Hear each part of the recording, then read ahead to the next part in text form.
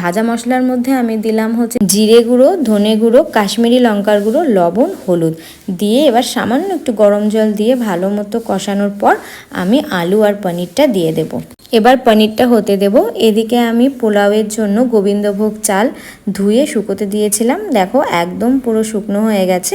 এবার এই চালটাকে আমি হলুদ গুঁড়ো, লবণ আর ঘি দিয়ে মাখবো, মেখে প্রায় 5 থেকে 10 মিনিটের জন্য রেস্টে দেব। কাল তো আবার সোমবার, শিব ঠাকুরের মাথায় জল ঢালতে যেতেই হবে, কারণ শ্রাবণ মাসের দ্বিতীয় সোমবার, প্রতিটা সোমবারেই আমি জল ঢালি, তো সেজন্যই আজকে আরও নিরামিষটা খেলাম। কিন্তু পনিরের গ্রেভির জন্য পেঁয়াজটা ছাড়া একদমই ভালো লাগতো না বলে পেঁয়াজটা দিয়েছি। তো যাই হোক, আমি 5-10 মিনিটের মতো রেস্টে দিয়ে দিলাম। এদিকে পনিরটাও হতে দেবো, ওইদিকে চালটাও রেস্টে থাকবে। তোমরা কারা কারা আমার ভ্লগ দেখতে ভালোবাসো তারাও কিন্তু অবশ্যই জানাবে, কারণ আমি ভ্লগ করি একমাত্র আমার মনের খুশির জন্য। কারণ যখন আমার কাজ থাকে তখন তো কাজ থাকেই, আর এমনি সময় টুকিটাকি ভিডিওগুলো তোমাদের সাথে শেয়ার করি। আর এই যে দেখতে পাচ্ছ বিলাতে ধনেপাতা, এটা আমাদের ছাদে প্রচুর পরিমাণে হয়েছে। শ্বশুরমশাইকে বলেছিলাম তুলে আনতে, দেখো কতগুলো তুলে নিয়ে এসছে।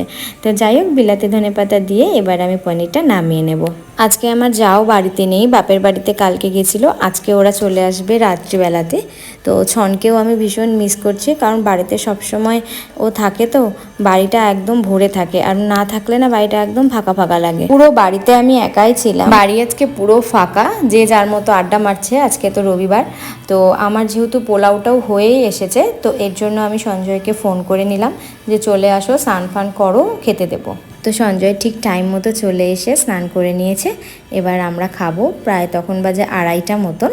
তো তোমরা কিন্তু অবশ্যই জানিও যে দেখতে কেমন হয়েছে আমার পোলাওটা আর পনিরটা। সঞ্জয় তো খেয়ে বলেছে খুব টেস্ট হয়েছে। তো আজকের ভ্লগটা এ পর্যন্তই।